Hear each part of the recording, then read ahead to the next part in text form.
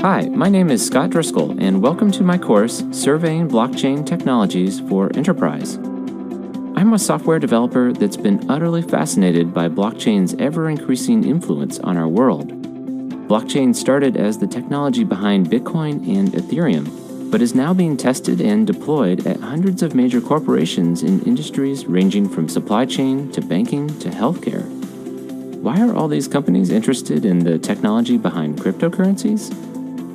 In this course, we're going to answer this by breaking down what blockchain is and why it's useful, surveying a wide range of enterprise applications, and also reviewing a number of different enterprise blockchain software tools.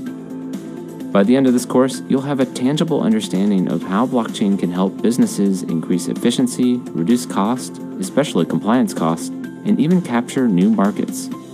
You'll also get a clear view of the challenges blockchain faces, including why these gains will likely require widespread industry collaboration. This course is mostly high-level and designed to be helpful to business people and developers alike without any prerequisites, but some familiarity with Bitcoin and Ethereum may be helpful. From here, you should feel comfortable diving deeper into the blockchain world with courses on smart contracts and specific enterprise blockchains like Hyperledger or Quorum. I hope you'll join me on this journey to learn about the rapidly developing world of enterprise blockchain with this course at Pluralsight.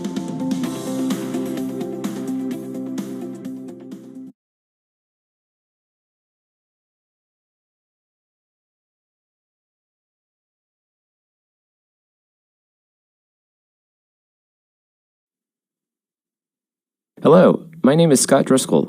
Welcome to Surveying Blockchain Technologies for Enterprise. This course will give you a tangible introduction to what blockchain is and how it can transform enterprise by surveying a broad array of different applications and software tools. Blockchain, the technology behind the digital currency Bitcoin, is now being brought to bear on a range of enterprise applications beyond currency in almost every industry, from supply chain to banking, energy, healthcare, and many more.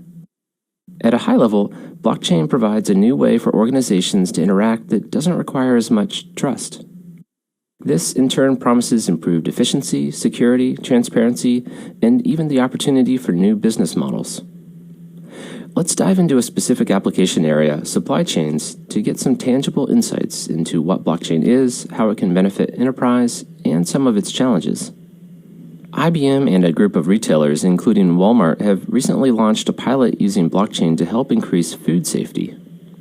A current outbreak of salmonella in papayas gives us insight into the motivations these companies have to improve the status quo. As of September 11, 2017, according to a U.S. government health organization, 210 people across 24 states have been infected with illnesses beginning in May and June. Based on the times of the press releases, it appears that it took several weeks between identifying strains of salmonella in patients to identifying the likely source, a farm in Mexico. While the source of an outbreak is being tracked down, lives are at risk, as well as substantial money. The government initially recommended that an entire type of papaya from Mexico not be eaten. Later, after more tracing, the ban was restricted to specific brands and finally serialized lots of papayas. Given the cost and health risk, why did it take so long? To trace a specific papaya back to its source, the government likely had to contact retailers, distributors, multiple brands, importers, and farms all individually.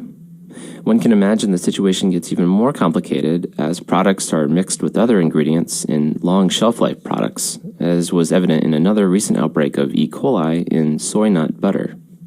Instead, what if there were a single database that kept track of every single papaya's journey? The government and companies would be able to immediately see the source of contamination and pull only the risky papayas.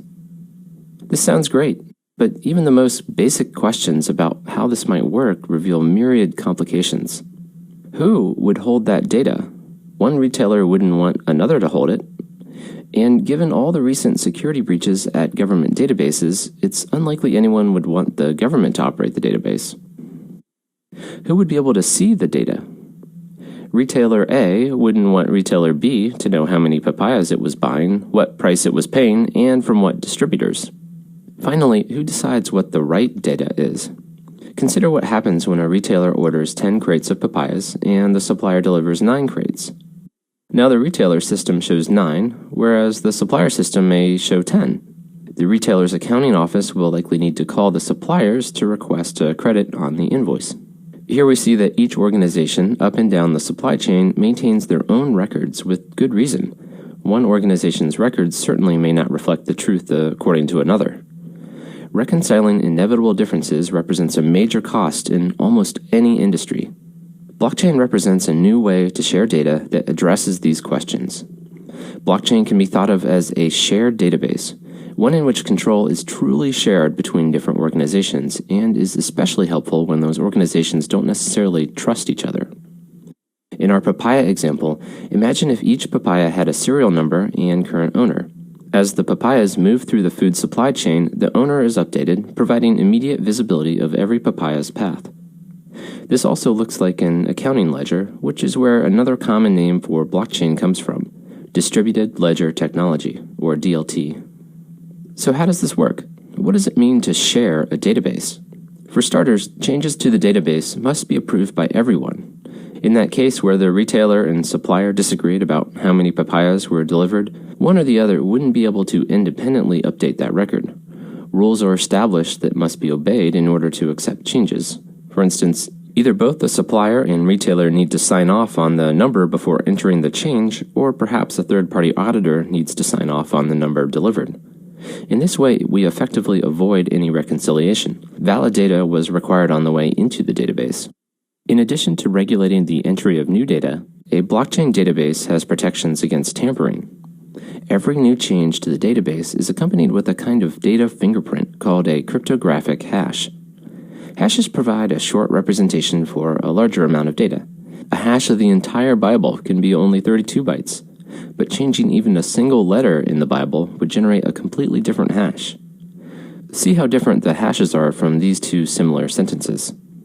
In addition to this marker that tells us whether a single bit changes, blockchain goes further to link these markers together. Every time new data is added, a hash is calculated on that new data along with the previous hash. Because each hash builds on the previous one, the data forms a chain, where any change in the historical data will immediately be obvious. For efficiency reasons, new records are usually added in groups called blocks, which is where we get the name blockchain. In addition, new data must be accompanied by a digital signature, another cryptographic tool that makes sure only authorized people can change data, and that there's also a record of who did what in case of any wrongdoing. Finally, each peer maintains their own copy of this common ledger, where they independently check the rules, hashes, and signatures as new data arrive. All these components contribute to a database where every participant has truly shared control and strong assurance that data won't be tampered with. The end result is more trustworthy data, even though it's not on your own database. And with this new layer of trust in data, we unlock all sorts of efficiencies and possibilities.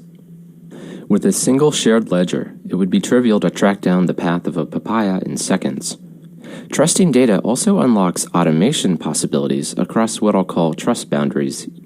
A new order for food could be placed automatically when stock runs low at a retailer, or shipping insurance could automatically be paid when a shipment is late, or a temperature sensor indicates frozen goods have melted en route.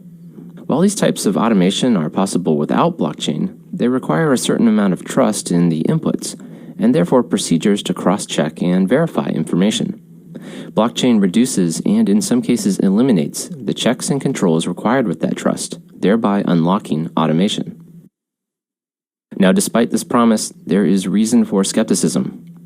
Couldn't a group of companies get together and form a consortium group that runs a database in which everyone is given controlled access? Why blockchain? There is a spirited debate going on about this. Is blockchain really different than a distributed database? And if so, where does it add value? Even determining exactly what a blockchain is and isn't is an evolving question. Hundreds of enterprises from almost every industry are currently running pilots to hone in on exactly what blockchain should look like and where it can deliver value. While many pilots recently begun show promise, there are many details to be decided in any implementation, and adaptations must be made from the blockchain behind Bitcoin to one that works well for enterprise. For example, in Bitcoin, all data is viewable by everyone, whereas in Enterprise, data must be kept private, and not only from the outside, but also selectively within the network. In our papaya example, different retailers wouldn't want each other to see how much fruit was ordered, but it would be valuable to give governments or auditors access to this data. Performance is another area where the original blockchain falls far short of enterprise needs. Bitcoin can only handle a few transactions per second, while modern databases handle millions. The blockchain behind Bitcoin is also very expensive, by design, in fact. Various fees and costs are needed to prevent abuse while keeping the system completely open. Almost all enterprise blockchain platforms in development hope to exchange openness for better privacy and performance, while still retaining the benefits of decentralization. Our last module, Surveying Enterprise Blockchain Tools, will detail a broad range of these and the trade-offs each has made. But first, let's better understand the problems at which blockchain is being targeted in the module Surveying Enterprise Applications.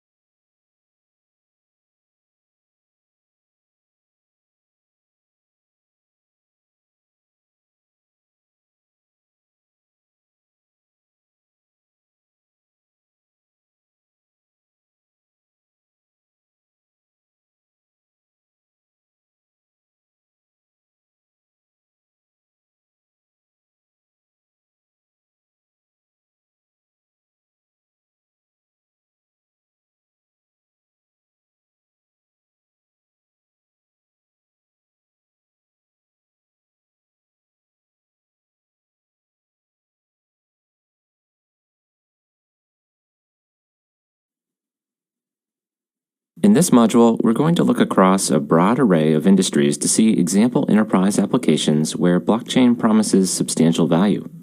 Despite blockchain's strong potential, many have commented that blockchain technology does not neatly fit into existing business models. It's not, for instance, just a different database that can be swapped in by IT alone.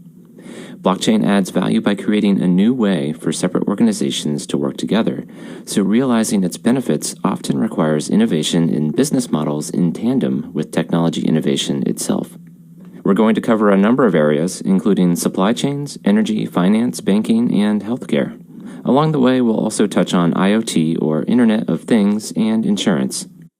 We began looking at food safety in the supply chain and how blockchain could help track the provenance or history of ownership of a specific item from farm all the way to table. While giving government authorities extra visibility can help track down a safety concern, almost every other party in a supply chain can also benefit from extra insight. Let's start at the farm, the furthest point from end consumers. While consumers may be willing to pay a premium for features like sustainable production, GMO-free, and simply better taste, farmers cannot necessarily capture those premiums. Food typically goes through many layers of middlemen, like distributors, packers, processors, and retailers before it reaches consumers. Irrefutable documentation of the value added at each step not only will give consumers more confidence and willingness to pay, but will translate into higher pay for those adding the value. A company called Ripe.io seeks to use IoT sensors to help in this documentation effort. This starts at the farm with humidity, temperature, and even color sensors on crops, continues with temperature sensors on trucks and in packing facilities, all the way to processors that record exactly which foods go into final products. With increased visibility, added value can be better rewarded. These quality markers can gain additional power as third-party auditors or agencies add additional confirmations or measurements to the chain. More data isn't just about fairer payments, but also about unlocking opportunities. Ripe.io says that 10% of crops are thrown out in peak seasons. A company called SweetBridge says only 75% of all global assets like trucks, warehouses, etc. are used at any given time, largely because of siloed data. With a better connected network, there is ample opportunity for better utilization. This is especially true for smaller companies. While large companies like Apple and Walmart already have good visibility from retail inventory all the way down to raw material stocks, smaller players do not always have access to such data and cannot react efficiently. For example, is an uptick in orders due to a temporary marketing campaign or a general increased interest in a product? Unknowns like these often lead to oversized reactions far down the supply chain, known as bullwhip effects. With better access to data like retail store inventories, marketing campaigns, the entire chain can better match supply with demand. A company called Everledger is also using the blockchain to improve transparency, but with diamonds rather than food. The goal is to prevent blood diamonds, diamonds whose sales fund wars, and also prevent theft and insurance fraud. Everledger says over £2 billion of loss is due to insurance fraud every year. To address this, Everledger records a fingerprint of high-value diamonds on the blockchain based on inherent characteristics. As the diamond changes hands, these changes in ownership are also recorded. And importantly, any reported thefts are recorded. This way, a potential buyer can check the blockchain to make sure they're not about to buy a stolen diamond. And if police recover diamonds, they can be returned to the original owners or insurers. While a thief could try to modify a diamond to obscure its history, they wouldn't be able to do so without also damaging the diamond.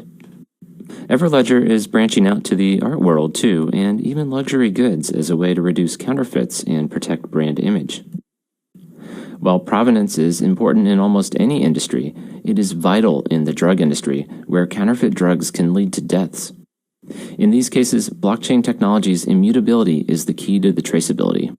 No one can make a change to a record after it has been entered.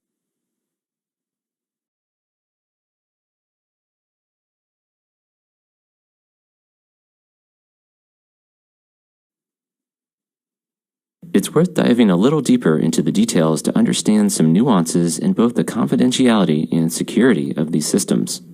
Everledger actually uses two different blockchains to store data. Data hashes are stored in a public ledger like Bitcoin, but additional details of specific police reports, for example, are stored on a consortium chain that only provides access to select members. Why use two chains? Consider the immutability claim of a chain run by a group of, say, 10 companies. In private chains like these, immutability is a result of a single company not being able to change a record without the other 9 agreeing to it. But if all 10 agree, there's not a technical reason they couldn't all rewind, change some data, and re-enter the data. It turns out immutability, like many other properties of blockchains, is on a sliding scale.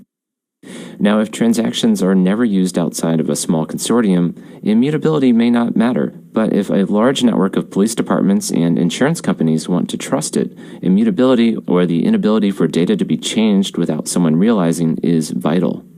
The most immutable blockchain currently running is the Bitcoin blockchain. Hundreds of thousands of people maintain copies of the ledger and would notice any change. Furthermore, Bitcoin's ledger is also protected by a concept called proof of work. Without going too far into the details, know that adding new records requires a substantial amount of computing power. This computation is not a technical requirement for a distributed system, but rather a way for everyone to differentiate the real ledger from potential fake ones without needing to trust any central authority and operate in an open, anonymous network. If presented with several different ledgers, the real one is the one with the most work. You can look at the Bitcoin ledger and calculate how many millions of computer hours were needed to generate it. Even a large government would struggle to generate a competing ledger with more work than the Bitcoin network, now the world's largest computer. Most private chains do away with this expensive function since internal members are more trusted, but with it goes some of the immutability. Everledger seeks to provide a middle ground where hashes of data on the private chain are stored on Bitcoin. In this way, sensitive details are kept secret, but the system is able to leverage the much greater immutability of a public chain, which acts as a kind of notary.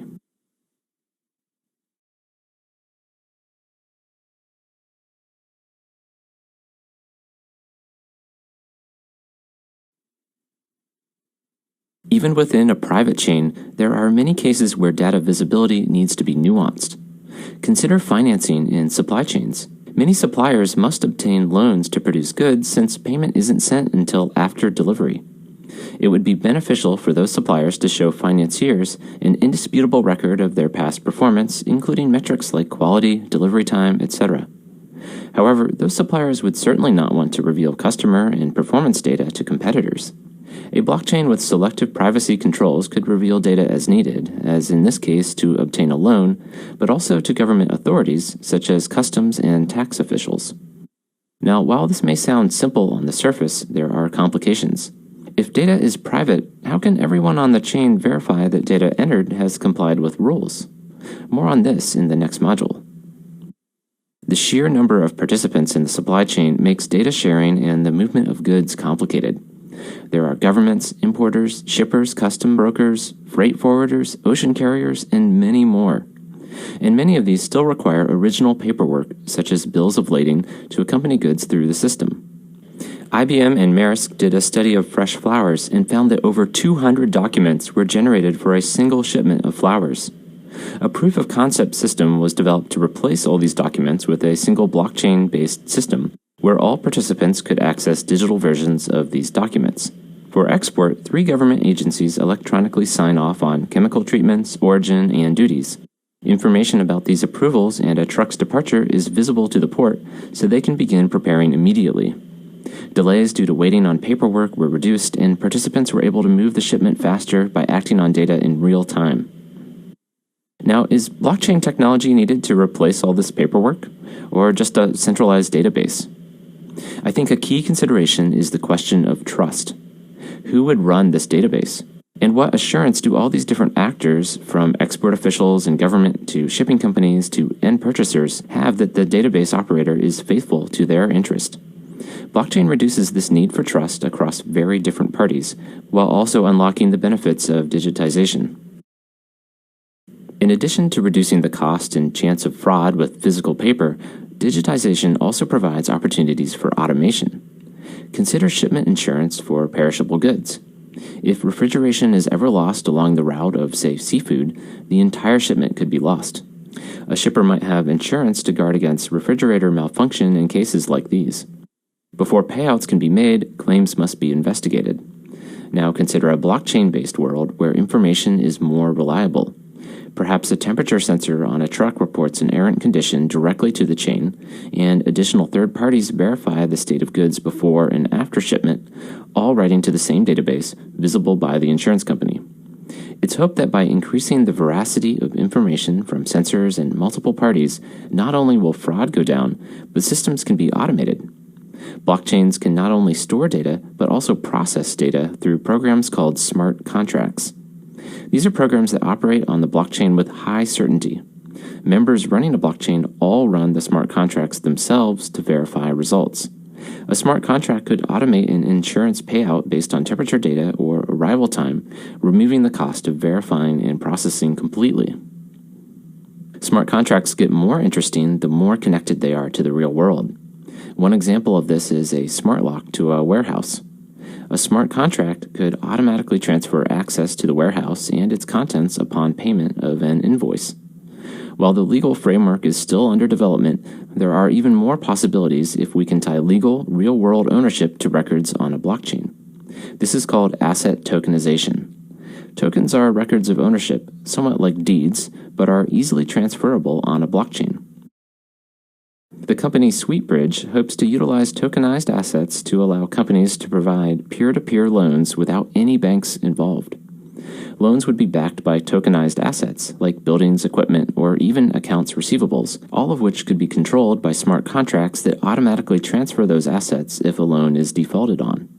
The World Bank and SweetBridge note that 50% of small businesses lack access to financing and on average wait 42 days between invoice and payment. SweetBridge hopes smart contracts can fulfill this massive unmet need, but it will likely be some time before the legal world recognizes a blockchain smart contract that truly owns and controls physical property.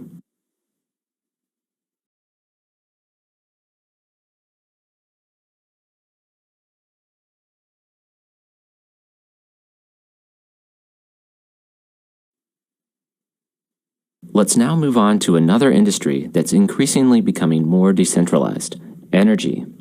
As more green energy comes online, such as rooftop solar panels and wind generators, energy distribution is becoming more distributed and complicated. There's no longer a top-down model of a single generator and many end consumers, but rather a distributed network where consumers may also be suppliers. The grid is ill-suited for this new configuration, both electrically and financially. Siemens and a startup called LO3 piloted a microgrid in a Brooklyn block where owners of solar panels could directly sell power to neighbors via a blockchain ledger rather than back to the utility. The ledger enables direct peer-to-peer purchasing and also provides a secure record of transactions. There is also interest from local businesses buying green local power and giving those customers special credits. Now, certainly the power company could deliver this service on a website, but blockchain removes the need and cost of a third party to stand in the middle. Blockchain can also unlock efficiencies beyond just enabling a peer-to-peer network. Let's look at the financial side of the energy market to understand how. Most people pay for electricity only after they use it, mainly because it would be infeasible to buy electricity 1 minute at a time. This introduces a risk that someone will use a whole month of electricity and not pay for it. A company called Grid Plus, made of people that also worked on that Brooklyn project, is making a device that will enable minute-by-minute purchases using the blockchain. Grid Plus acts as a local utility, buying power from the wholesale market and selling it to its end customers who have these devices. The smart devices pay for power in near real time.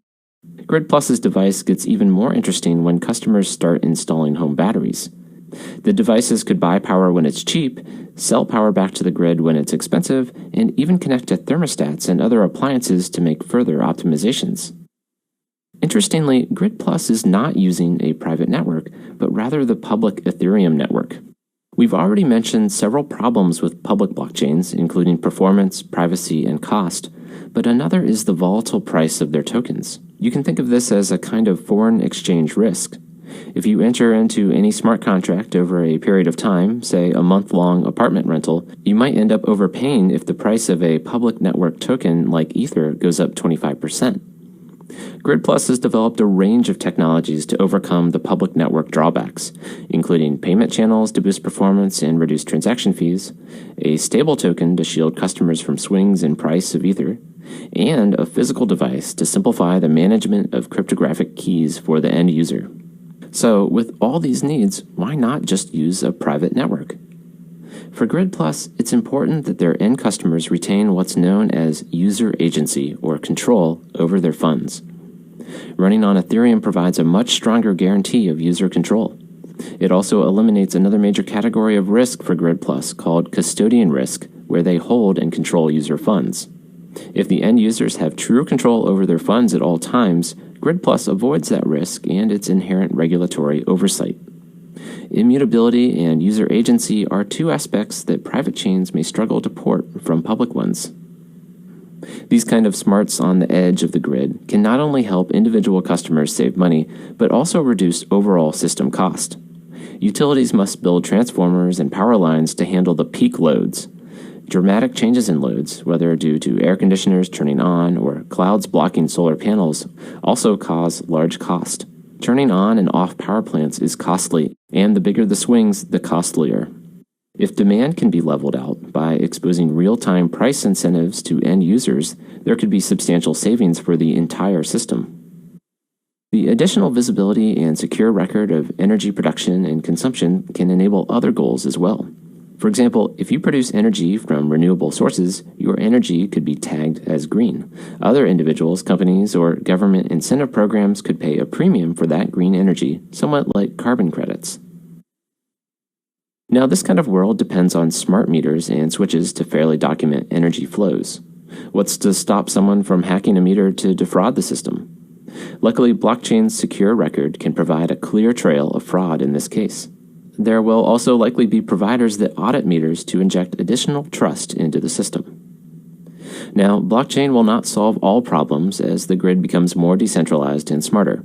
Even if I can buy power directly from my neighbor, somebody still has to pay to maintain the power line going between our houses and the connection to the larger grid. But programs on blockchain could automatically reserve a portion for utility providers. And to be clear, some of the benefits I mention here are due to digitization, not just blockchain. But blockchain has the potential to help automate the marketplace of money and energy and do it in a cost-effective and secure way.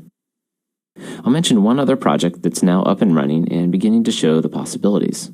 Energy, a subsidiary of RWE, the European energy giant, has recently launched an electric car charging system where consumers can purchase and sell electricity through an Ethereum-based network. The company, called Share and Charge, interestingly makes no mention of blockchain on its website. It only mentions the convenience of the app and benefits of using its network. Blockchain merely provides the back-end plumbing. This is exciting because it shows the power of blockchain and IoT together. We can even imagine a future where the car itself becomes connected. Imagine a self-driving car that runs its own business, collecting fares from riders and using those fares to pay for power at charging stations as needed.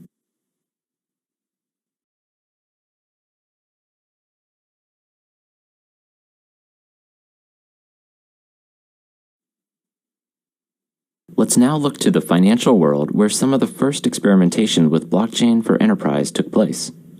Just as paper bills of lading are still relied on in the supply chain world, stock issuance in the private equity market is also largely still paper-based. In 2015, NASDAQ began testing a product called Link that digitizes stock issuance for pre-IPO companies. Rather than sending around paper certificates, stocks are issued digitally and stored on a blockchain-based ledger. This makes the current and historical ownership of shares easily visible.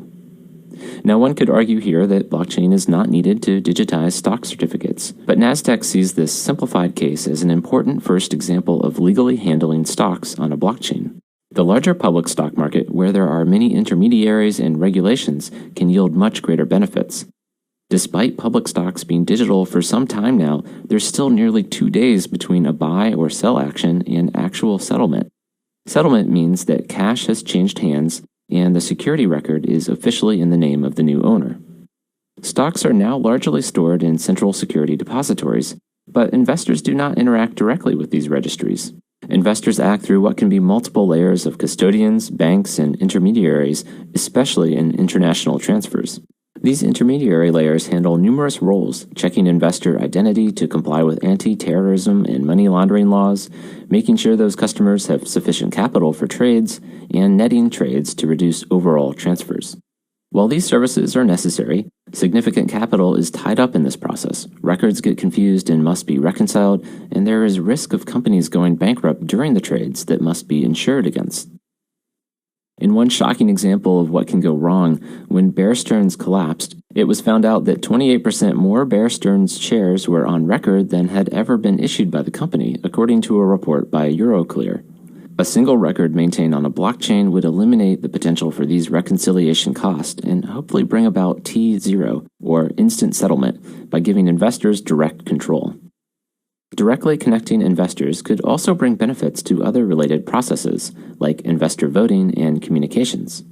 Right now, there is no easy way for a company to reach its investors. Communications must travel through layers of intermediaries. NASDAQ created another pilot in Estonia to address this, where companies were able to send votes directly to share owners, and those owners could either vote or easily delegate those votes. Once data is shared on a blockchain, better opportunities for automation also arise. Smart contracts, or programs that run on a blockchain, could execute automated dividend payments, margin adjustments, and corporate actions. In such a highly regulated environment, this type of transformation will not be without its complications. There will be cases where these smart contract programs face situations that weren't thought of before deploying the code, and human intervention will be needed. Another regulatory complication involves jurisdiction. Currently, the location of the golden record of the stock takes precedence. In a distributed ledger, however, there is no single golden record, as the record's ownership is truly distributed. The upcoming right-to-be-forgotten law in the EU may also cause complications, as blockchains are designed to be immutable. The regulatory issues are not all negative, though. Currently, regulators receive reams of data from firms and must decipher this data in an attempt to ensure the market as a whole is not facing systemic risk. Frederick Voss, VP of NASDAQ Blockchain, uses the phrase regulatory goggles as a way to give regulators special access to the entirety of market data on a blockchain. By operating a blockchain node themselves, regulators could get access to data in real time and, importantly, the real data, not reports that must be cross-checked. Moving beyond stocks, there are several other areas where financial institutions are exploring blockchain potential. Any organization involved in the financial system is facing more and more stringent customer identification requirements. In the U.S., these laws are known as KYC and AML, or Know Your Customer and Anti-Money Laundering laws, and require institutions to ensure their customers are not doing anything illegal. This requirement can be expensive and requires substantial data collection from customers, verification, and investigations into the data. Financial institutions spend anywhere from $60 million to $500 million per year to keep up with Know Your Customer and customer due diligence regulations, according to a Thomson Reuters survey. The French bank Crédit Mutuel Arkéa is piloting the use of blockchain to share KYC documents between different divisions. For example, if a customer provided a passport to open a new life insurance policy, that information could immediately be made available to the bank's consumer credit group. The bank is even looking to provide identity as a service to third parties, such as utilities, retailers, and service providers. The State Bank of India has also recently announced a similar initiative to share customer data among banks using blockchain. If more verifiable information becomes available about customers, even on blockchains not run by banks, it could open up new lending markets, providing a credit history to previously unbanked. A blockchain track record of sales could provide sufficient creditworthiness. Similarly, small and medium-sized businesses may be better able to provide collateral information. I'll end this section with a brief note on payments, perhaps the most obvious area of potential improvements, given the ability of Bitcoin to transfer millions in minutes across borders. International payments currently go through a system of correspondent banks, a point-to-point relationship-based system. Once again, blockchains can remove the need for intermediaries. And if we look at the company side of payments, there is substantial reconciliation costs that could be saved. A report by IBM claims its own internal accounts payable group was able to save 60 to 80% off each invoice cost by utilizing blockchain technology. The report explains that much of the work performed by accounts payable teams results from inconsistent data between suppliers and buyers, and blockchain's single version of the truth eliminates this. The same report says IBM Global Financing is able to reduce dispute time from 40 days to 10 and free $100 million in capital through the use of blockchain.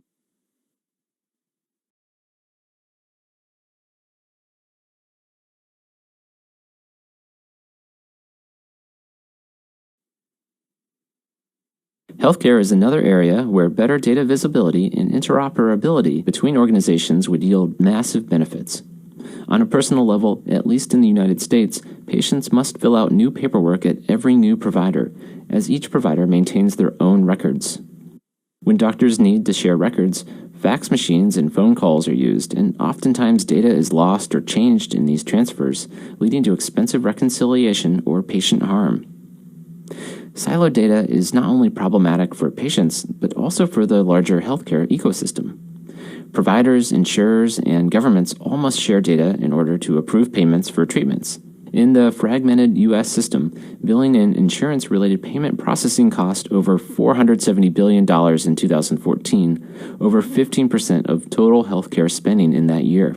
Claims can take months to resolve, leaving providers without pay in the duration. Part of the difficulty is due to patient privacy laws surrounding health information. Patient information must be securely maintained and transferred, and only released as requested by the patient or for their care.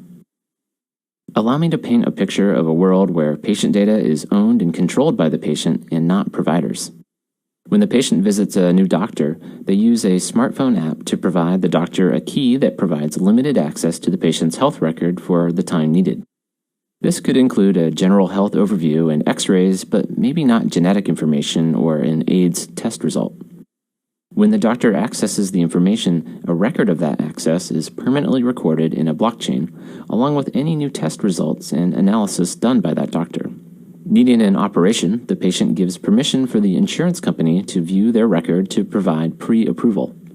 Pre-approval is given automatically and without any human intervention because the insurer has proof via digital signatures that the notes are from the doctor and that the doctor has the appropriate licenses. After the procedure, payment is also automatically released. The hospital follows up with the patient to make sure the patient is taking necessary drugs and attending physical therapy, after which the insurance company provides a bonus payment for following best practices. The patient automatically receives a notification about a new clinical study for their procedure and elects to submit selective data about their health in return for a payment. That study takes advantage of long-term data about the patient's health and provides more personalized care in the future to another patient with similar characteristics. While this scenario may seem magical to U.S. citizens, many companies are working towards this vision with promising initial projects. Estonian citizens have actually had their health records stored on a blockchain since 2015. A company called GuardTime provides a blockchain where any change to data is recorded, thereby providing extremely durable, auditable health records. Another project is attacking an interesting niche: provider identity. When a provider wants to get a job at a new hospital, the doctor must submit their school, residency program, and information about any state licenses they have. The hospital then needs to verify each piece of information by calling the original sources individually. A company called Hashed Health is setting up a blockchain-based registry in the state of Illinois where all these different groups can submit information once and not have to repeatedly answer verification calls. Hospitals can trust records in the registry because digital signatures guarantee the data was produced by the entity claiming to have produced it. It's an interesting starting place because it doesn't involve sensitive patient data and can begin to show immediate benefits to the healthcare ecosystem. Several other companies are attacking the payment problem head-on with blockchain. A company called Gem has launched a project that reduces claim settlement from 48 days to 5 minutes. They take an interesting approach, never storing actual patient data on the blockchain, but just pointers to that data, along with permission policies. All records are linked to a specific patient ID, thereby allowing long-term views of the patient's health. It even provides some amount of automation, sending out explanation of benefits based on pre-configured rules and approval of claims. These examples paint a promising picture of blockchain's potential, even in the extraordinarily regulated and entrenched healthcare industry. Extra visibility into more data should help research and even enable new payment schemes like value or outcome-based payments. Currently, there is little data available about outcomes when patients aren't taking part in explicit surveys. By better managing this data, blockchain may provide markets and incentives to collect this data. This could also include the flood of data from IoT devices like heart rate, glucose, steps, etc., now much of which is never utilized. There are, however, still many questions to answer. Existing health systems will not simply plug into new blockchain networks any more easily than they would to other systems. Integration work and agreement on standards will still be needed. Also, blockchains may be good at preventing data modification and recording who changes or accesses data, but duplicating data across many different nodes, even if encrypted, may increase potential for leaks.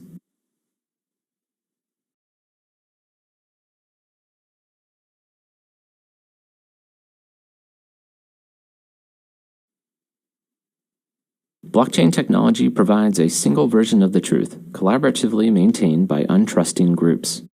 As we've seen, the potential benefits cut across a wide variety of industries. Blockchain eliminates the need for intermediaries to stand between people trading stocks, energy, health data, or money, enabling faster, cheaper, less risky transfers. Increased data visibility empowers regulators in food safety and finance, enables smarter decisions in the supply chain, and also opens new markets. From customers looking for environmentally friendly food or energy, to bankers offering loans based on information outside traditional credit scores, to health researchers looking for more data.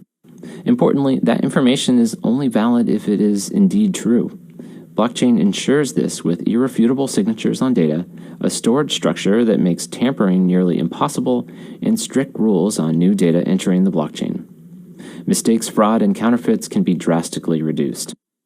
A flood of information is being generated from IoT sensors in our homes, cars, and bodies, and blockchain is poised to help create a market for that data while hopefully enabling people to truly own and control it. Finally, when companies and assets are digitally connected and can trust information, smart contracts on blockchains can automate processes that used to require manual intervention. But all these benefits do not come without significant challenges. Blockchain networks become more valuable as more members participate, but this requires wider spread agreement on standards and protocols. After agreeing on standards, connections must be made to existing enterprise IT systems. While blockchain promises better insights for regulators from the financial world to the supply chain, regulators need to be involved in blockchain's development if blockchain is to be trusted. There are holes in current laws that simply don't contemplate what it means to have a shared database or to own a tokenized asset. And what happens when mistakes are made? What if a smart contract deletes an asset or someone loses a password? Any blockchain implementation will have to have human-level recovery and legal fallbacks. Finally, while sharing data unlocks numerous benefits, it must be carefully shared not to reveal commercially sensitive financial details to competitors or personal genetic information.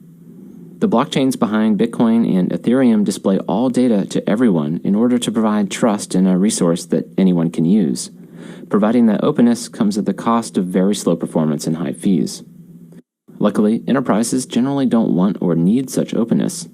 As we'll see in the next module, a wide range of tools are just now coming out of development that provide blockchain technology with the performance and privacy enterprises need.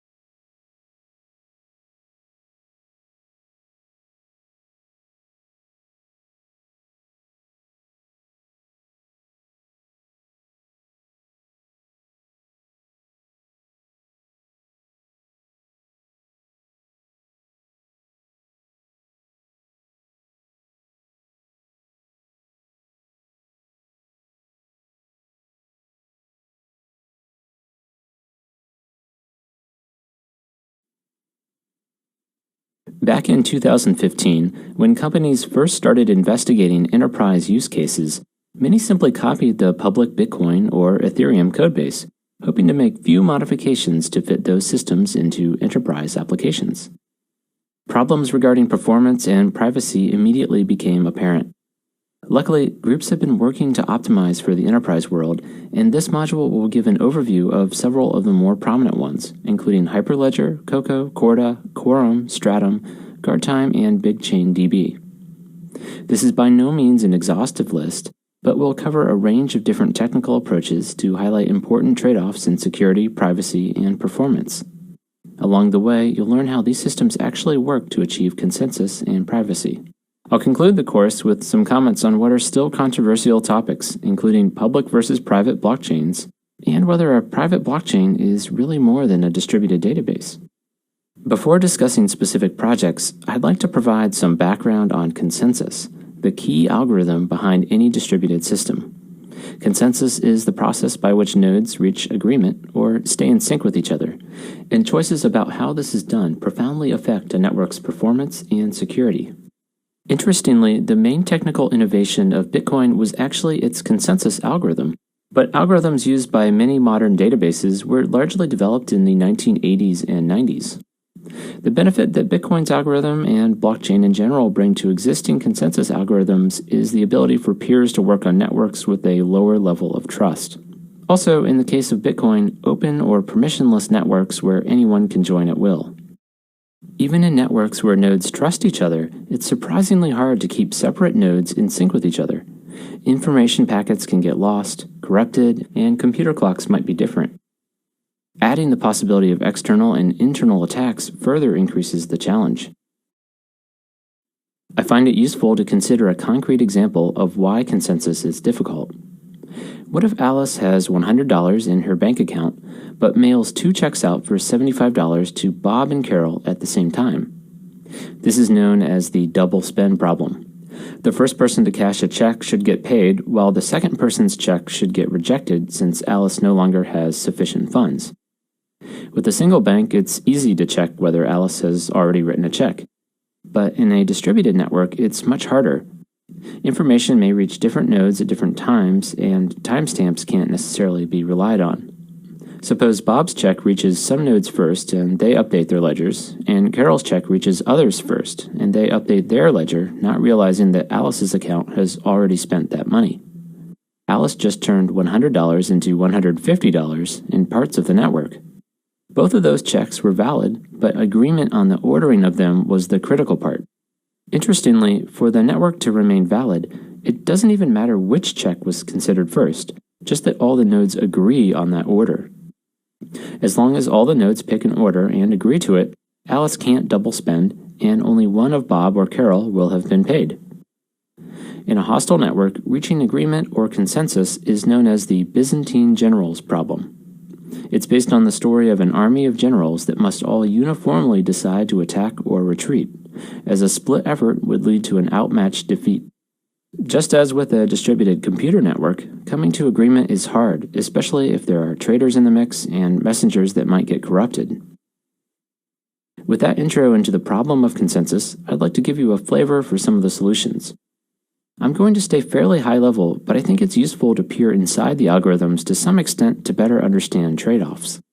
We've learned that part of getting a distributed group to share a database is to collectively make decisions on transaction order. One way is to simply appoint one leader to decide that order. All transactions are sent to this leader who picks the order and then sends that order back out to all the other nodes. Now, this doesn't mean that the leader can write anything they want to the database. Each node will still verify that transactions are valid themselves. For instance, does the transaction sender have sufficient funds, and are digital signatures that prove authenticity valid? To help spread power, a new leader might be selected every block. In Bitcoin, the leader is decided through a kind of lottery. As transactions are generated by end users, they go into a pending pool. Next, all the nodes operating the Bitcoin network select from these pending transactions and begin competing in the lottery that determines which of their selections will get officially confirmed. To compete, each node tries to solve a special math problem by guessing random numbers. It essentially boils down to rolling dice until you get a number that works. The first node that gets a correct result broadcasts their group of transactions. Other nodes check to make sure this result is correct, along with the validity of the transactions, and then these get added to the end of the blockchain. The algorithm is called proof of work, and because that work costs money in terms of electricity and computers, it's too expensive for any one person to take over the network. While the scheme is an amazing way for a massive group of anonymous people to participate, it's very expensive. Over $10 million of electricity is burned every day at the time of this course. The Ethereum network currently uses proof of work, but plans to switch to proof of stake, where participants have to put up bonds that can be lost if they misbehave. While proof of stake promises a cheaper consensus, there are still open technical questions. While lottery systems provide a powerful way for systems with massive scale to reach consensus, even in hostile networks, they come at another cost: slow finality or settlement, or a long time between when a transaction is created and when it's considered confirmed. It's recommended to wait an hour after sending a Bitcoin transaction, which is problematic for in-store purchases or stock trading, but potentially okay for slower supply chain applications. Let's go back to the leader selection process to see why. All nodes are rolling dice until they get a correct number, and then broadcast a block. Because nodes are spread all over the world, some nodes might not hear about a new block immediately and build on the previous end of the chain. So you might receive multiple blocks at around the same time, which is known as a fork. The general rule is to build on the longest chain, but this is sometimes ambiguous. Worse, the branch you decide to build on might suddenly become replaced by two new blocks on a different branch. A malicious person with a substantial amount of nodes on a network could take advantage of this to replace a transaction, effectively undoing a payment. This is why it's recommended to wait over an hour until a transaction gets buried further into the chain, where it's less likely to change. While Bitcoin's algorithm is scalable and open to anyone, transactions are uncertain initially and take a while to become final. In many applications, this kind of delay is unacceptable. Another type of consensus doesn't have this delay and involves a more immediate voting system. Suppose we have a network of 10 nodes. Several nodes publish a proposed list of transactions for the next block, say 3 different transaction sets A, B, and C. All the nodes make a preliminary vote, say 2 for A, 4 for B, and 4 for C. Upon seeing the votes, another round of voting occurs where everyone votes for the version that already has the most votes. The 2 nodes that voted for A might switch to C, making the score 4B, 6 for C. Now there's a clear majority, and a final round of voting results in 10 for C. This transaction set is now locked in and final. The downside is that each node had to talk to every other node multiple times, and this quickly becomes slower as the number of nodes increases. Even with fast computers, the speed of light is a major limiter for scaling this type of consensus around the globe. So we start to see some properties of consensus algorithms that we must choose between: openness, scale, transaction finality time, and cost. Voting-based algorithms provide fast finality for small numbers, but slow down as the size of the network grows. Voting algorithms are also less open. Another important characteristic is the ability to handle a certain number of hostile or faulty nodes. Such systems are said to be BFT, or Byzantine fault tolerant, in reference to our Byzantine generals problem. Both of the algorithms I've described, lottery or voting, can be designed to be BFT. Now, most high-performance distributed database systems that power the majority of our web are not BFT, but only crash-tolerant, which means they can only handle nodes losing connections occasionally. These systems are also typically closed and only open to a small number of pre-approved participants. As we'll see next, a wide range of tools now exist that allow you to select trade-offs that best match a given application.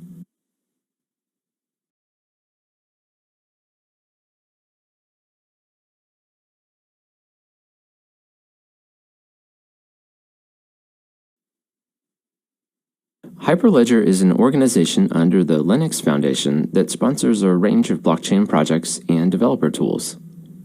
In a positive trend shared amongst almost all the larger enterprise blockchain tools, it's completely open source. Blockchain connections between companies become more useful the more places they reach. So it makes sense that organizations like Hyperledger promote openness and see collaboration on standards and design decisions. While IBM contributed most of the initial code, there are now over 100 organizations involved, from financial organizations like JP Morgan to technology companies like Intel to automotives including Daimler, stock exchanges, and recently the enterprise software giant SAP. Interestingly, R3 is also a member, another group of financial institutions that have developed their own blockchain solution called Corda that we'll cover later. Hyperledger Fabric is the flagship blockchain project within Hyperledger and recently released a version 1.0 in July of 2017. It directly takes advantage of the protected environment most enterprise chains will run in, offering a consensus algorithm that's fast and scalable, but not Byzantine fault-tolerant, only crash-tolerant. The algorithm is based on the Kafka system originally developed at LinkedIn to handle their massive amount of data flowing to and from numerous applications. Another interesting design choice Hyperledger projects make in general is to separate out verification and ordering. Unlike Bitcoin, where every node verifies every transaction, in Hyperledger, only nodes affected by transactions need to sign off on them. This design choice improves network speed and also makes it easier to plug in different consensus algorithms for the ordering part. And this brings us to some of the other blockchain projects within Hyperledger: Sawtooth, Indy, and Iroha. Sawtooth uses a very special kind of Intel processor to achieve many of the properties of the Bitcoin network, including scalability and BFT, without the large cost of proof of work. The processors have what's known as a TEE, or Trusted Execution Environment. This environment, or protected enclave, provides a protected place for code to run that can't even be touched by the operating system. The TEEs also digitally sign the results. This means I can give someone that I don't trust code to run and be reasonably sure that any results they send me were not manipulated. In the proof-of-work lottery algorithm in Bitcoin, nodes compete to become the next leader by solving special problems. Instead, on a TEE, nodes just generate a random number, wait that amount of time, and broadcast their block. With proof-of-work, everyone could check the results to make sure no one was cheating and taking the leadership role too often. With TEEs, the signatures on the results prove that the random number was fairly generated within the TEE. This provides the fairness of Bitcoin without the substantial cost. There is, however, still latency in transaction finality since this is a lottery-based algorithm. Hyperledger Iroha and Indy utilize a voting scheme that provides fast transaction finality but can't scale to extremely large numbers. As opposed to Fabric, all these systems are Byzantine fault-tolerant, which means they can handle malicious or faulty nodes. Hyperledger's separation between verification and ordering provides a solution to the problem of revealing transaction details to only some members of a network. A seller could create a transaction with a buyer and encrypt it before passing it to the rest of the network for ordering consensus, thereby hiding the pricing details to competitors. Because the transaction only involves that seller and buyer, as long as both of them sign off on it, the rest of the network considers it valid without needing to see the details. Later on, the seller may wish to prove her track record to a bank, so she might share the encryption key with banks only. I want to finish talking about Hyperledger with a note on some powerful developer tools also under production. Anyone looking into incorporating blockchain will need to experiment and also integrate blockchain technology with their other IT systems. The cost of both of these can be substantial, but Hyperledger has released tools to speed up these processes. Hyperledger Composer enables developers to configure blockchain networks using familiar JavaScript to define participants, process rules, and integrations with other systems. I'll briefly describe one of their sample applications available at composerplayground.mybluemix.net. It represents a vehicle lifecycle system. The participants include individual car buyers, manufacturers, regulators, insurers, police, and standards testing companies. This is a great blockchain application because it represents a case of completely separate organizations that all must share data. Now, blockchain doesn't remove the need for every participant to communicate with agreed-upon standards, but it does remove the reconciliation process that would inevitably be necessary when separate organizations maintain records. By having one view of the truth replicated on a node at each organization, information is kept more up-to-date and accurate. Here we can see the blockchain playground portion, where you can set up the types of participants, the rules for how data gets added, including which participants need to sign off on various transactions and also permissions. In addition to the blockchain portion, their demo provides some examples of how you might connect the blockchain application to other applications. For example, there's a mobile app that a buyer uses to select car color and then purchase, and a web application dashboard that the regulator uses to monitor the vehicle registry. It has a suspect vehicle report showing a vehicle that was written off by an insurance company but then registered to a new buyer, a possible case of insurance fraud. These applications connect to nodes running the blockchain application to create transactions and also query data for analysis. Any blockchain application will need to similarly integrate with existing ERP and authentication systems and the outside world. Overall, Hyperledger provides a powerful toolset that has been developed with significant consideration towards helping developers get started and integrate with the existing IT world.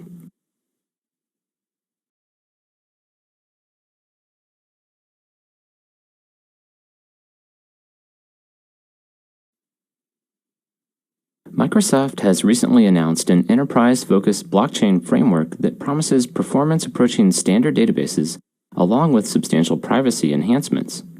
It also takes advantage of the Trusted Execution Environments, or TEEs, on special processors like Intel's SGX line. We mentioned these previously as a way to pick the leader in the Hyperledger Sawtooth project. They enable you to trust the output of code running on machines that you don't trust. Cocoa takes advantage of this property by running a majority of the blockchain system within these environments. If we can trust that the code running on all the machines hasn't been tampered with, consensus algorithms that don't protect against malicious participants can be used.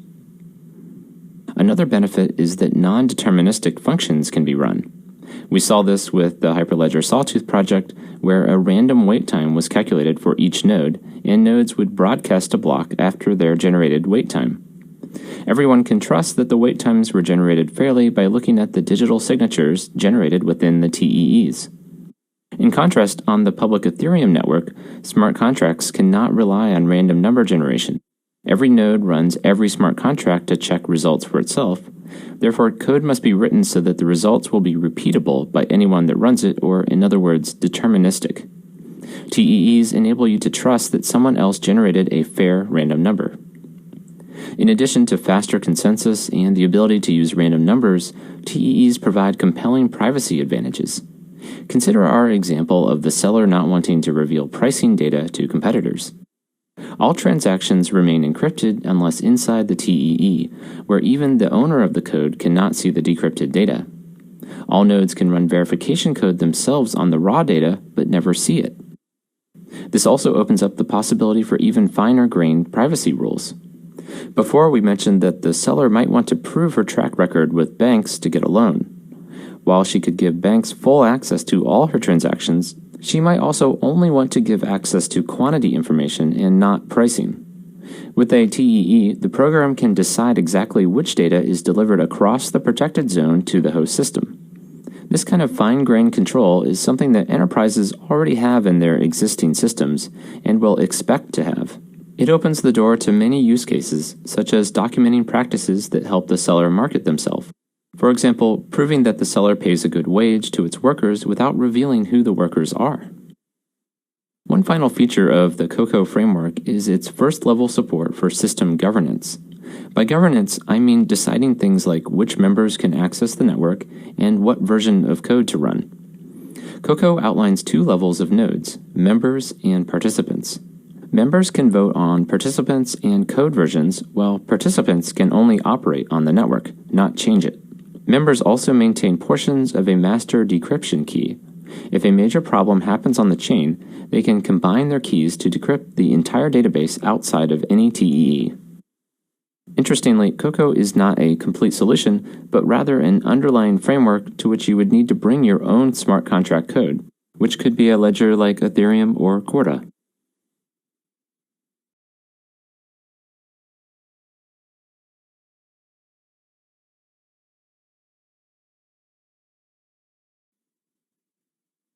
Corda is another open-source blockchain project that focuses on privacy.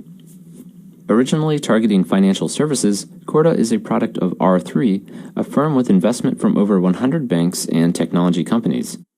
In May of 2017, a second round of $107 million US was added with investment from SBI Group, Bank of America, Merrill Lynch, HSBC, Intel, and Temasek.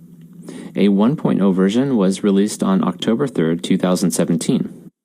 Corda began designing their framework with specific financial use cases, like stock and derivative contracts. A typical stock example is a payment versus delivery contract for a security, where Bank A would agree to deliver a security in return for a cash payment in 3 days. An example derivative contract is an interest rate swap. Suppose Bank A has a given fixed rate loan for 1.5%, and Bank B provides a loan for a floating rate. To avoid the risk that payments would go down if the interest rate falls, Bank B could enter a contract with Bank A to swap floating payments for fixed ones. These two examples give us some insight into one of Corda's starting assumptions. Most contract information only needs to be shared between the participating banks. Unlike many of the other tools, transaction information is not shared with the wider network, even in encrypted form. There is no global ledger to which all transactions are broadcast and added. Rather, each node holds only the data relevant to transactions in which they are participating. Now, there still needs to be a way for nodes to verify information about transactions. What if Bank A tries to send an asset to both B and C? How would they know it wasn't trying to double spend? Corda provides a notary service in this case. The notary can act on the full details of a transaction, or where privacy is more important, just on a hash or fingerprint of that transaction. The stronger privacy case does open the possibility for some attacks that would break the network, however. Like many other systems, the consensus algorithm is pluggable, so different users can decide what trade-offs between security and performance they want. Like Hyperledger, Corda also seeks to provide developers with familiar tools to write smart contracts in. Corda uses a Java virtual machine to execute contracts, a very familiar environment for enterprise developers.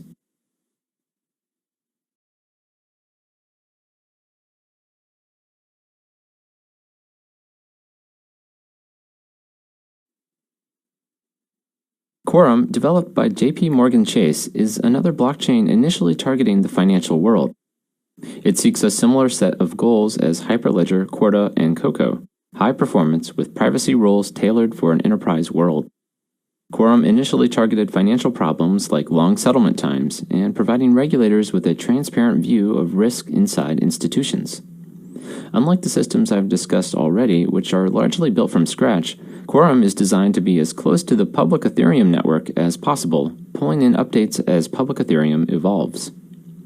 It differs in two main ways from public Ethereum. Quorum supports private transactions and a voting-based consensus mechanism rather than Ethereum's proof-of-work scheme. Quorum does still support public transactions and smart contract execution, but it adds a new class of private transactions and corresponding considerations for consensus on those private transactions. For a private transaction, data is encrypted so that only the nodes party to that transaction can decrypt it and run the internal smart contracts. Other nodes on the network receive a hash of the transactions but cannot run it themselves to verify it. In this manner, nodes will end up with two ledgers, a public one that is generated by running all public transactions, and a private one that's a result of private transactions. Quorum differs from Corda in that all nodes record a hash or fingerprint of every transaction, whereas in Corda, only notaries will be aware of private transactions. The Quorum method ensures a widespread, tamper-proof record that transactions occurred even if the contents are hidden. This concept of only processing and storing relevant transactions is a form of transaction sharding, a technique in the database world where the larger database is stored in pieces rather than fully replicated in every node. It intuitively makes sense that nodes that aren't part of a transaction shouldn't need to expend resources to check it. Hyperledger Fabric also offers a form of this by separating the validation of transactions from the ordering consensus. Only nodes that are part of a transaction need to run and verify it. Because Quorum is closely based on Ethereum, it naturally comes with a built-in token, whereas the other systems do not have native tokens. Quorum also benefits from technologies and development tools being developed for public Ethereum.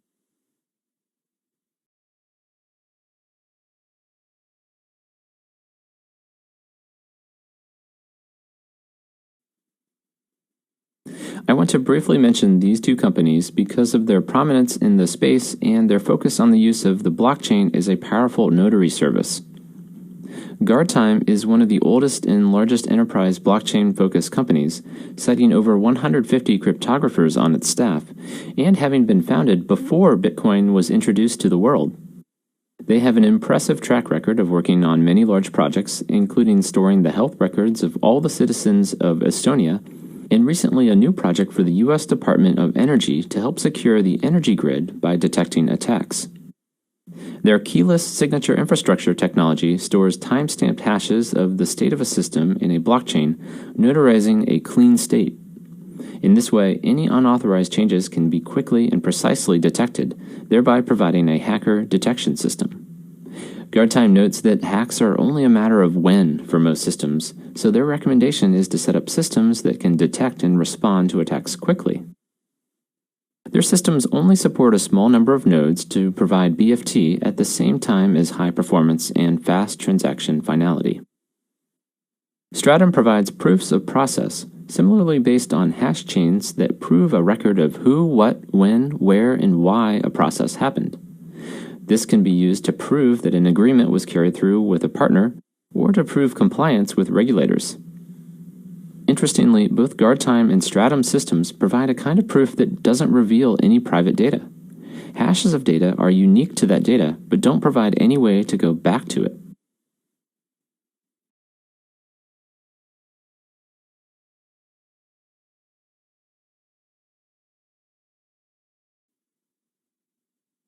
While there are many more private blockchain projects focusing on enterprise, I hope this selection gives you a good idea of the different ways groups are approaching blockchain. We see a surprising amount of commonality: open source projects, development tools that are friendly to enterprise developers, high performance requirements, and an emphasis on privacy. This not only includes strict controls on who can use a system, but also per transaction privacy rules and ideally data within those transactions. We see there are many trade-offs to be made on the consensus side, the key algorithm that enables distributed nodes to agree on one version of the truth. Smaller networks are easy to make fast and secure enough to handle some faulty or malicious nodes. But as we scale to larger networks, trade-offs have to be made in terms of transaction settlement or finality and security. Interestingly, many of the projects provide the ability to swap out different consensus mechanisms so you can make these trade-off decisions without switching the overall framework. Another key aspect to deploying blockchain is governance, and by this I mean a system for deciding on the standards, code, and access. This is something that any network will need to perform on an ongoing basis. More recent frameworks like Coco have governance voting systems built in from the start. I want to conclude with some thoughts on the still controversial differences between public blockchains, private ones, and databases. Initially, companies tried to use Bitcoin or Ethereum code out of the box to bring all the promises of blockchain to the enterprise world. As we've seen throughout this course, these include better access to more reliable data, removing intermediaries, and automation across company borders. All of these hopefully yielding higher efficiency, reduced fraud and reconciliation costs, and new markets. But performance and privacy concerns were immediate roadblocks. Bitcoin and Ethereum can only handle a few transactions per second and broadcast every transaction to the entire internet. So enterprise developers have created their own systems, trading openness and sometimes scale for performance and privacy. But many people argue that by making blockchain systems private, you're fundamentally removing the value provided by public blockchains and are really just putting fancy clothing on existing distributed databases. Now, many of the projects discussed in this course have just been released to the world, so this debate will soon benefit from some real outcome data. But I do think there's some merit in the naysayers' arguments that's worth keeping in mind. In many respects, private blockchains are indeed very close to existing distributed databases. Hyperledger Fabric achieves its high performance by building on top of one of those, the Kafka system. Another company, BigChainDB, made similar design decisions. Rather than try to get a blockchain to perform as fast as a database, they started with a high-performance distributed database and added a blockchain layer on top of it. This blockchain layer requires digital signatures and adds hash chain connections to new data, thereby providing a more immutable and trustworthy record of data than the database would by itself. But there are some aspects of public blockchains that private ones don't share. We mentioned immutability before with the Everledger diamond tracking example. While keeping full transaction details on a private chain, they stored hashes of those transactions on the public Bitcoin network as a way to guarantee those transactions never change. It would be very difficult for a private group of companies to prove to an outsider that data had never changed. This may be even more relevant to regulators who may need to run a node themselves to be assured of data immutability. Another aspect from the public blockchain that enterprises have left behind is a token and currency. Many of the enterprise blockchain projects use this as a bragging point to help separate themselves from the criminal uses of Bitcoin, such as tax evasion and illegal drug buying. But the outlook on tokens is beginning to change. Many companies are crowdsourcing funds in ICOs or initial coin offerings, which provide a new way to connect with hybrid investor customers. In Ethereum, tokens provide powerful incentives to maintain good behavior. In a small network of 5 to 10 entities, the legal system might be sufficient to maintain good behavior, but what about an enterprise network on the supply chain with tens of thousands of participants? Tokens provide a way to easily exchange value that's also programmable. A seller could require a buyer to post a deposit in a smart contract as a form of trustless escrow. In some sense, tokens are already being used by enterprises for things like airline miles or loyalty points or coffee stars. And as we saw with the Grid Plus electricity buying network, tokens can provide a way for companies to reduce custodian risk, giving their users true agency or control.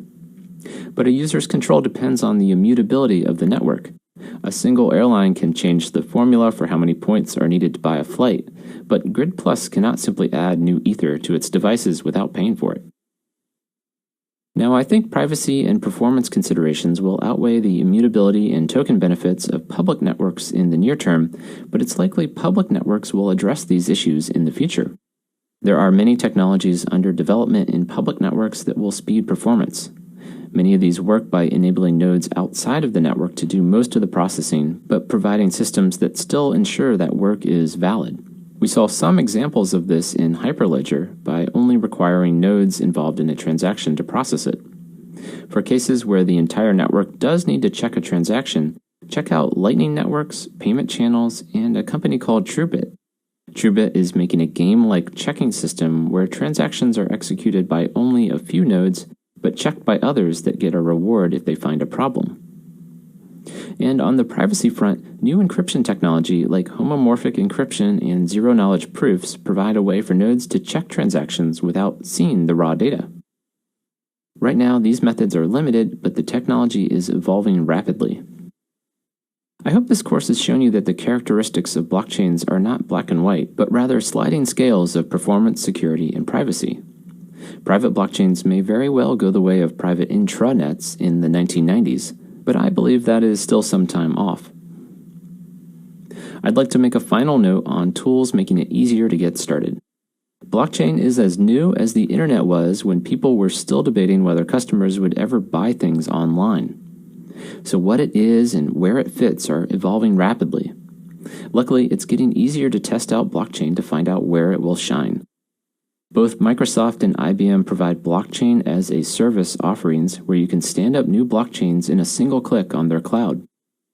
I showed some of these tools when talking about Hyperledger before, but here is a listing of Microsoft's options, which include pure Ethereum, Quorum, Hyperledger, and many more.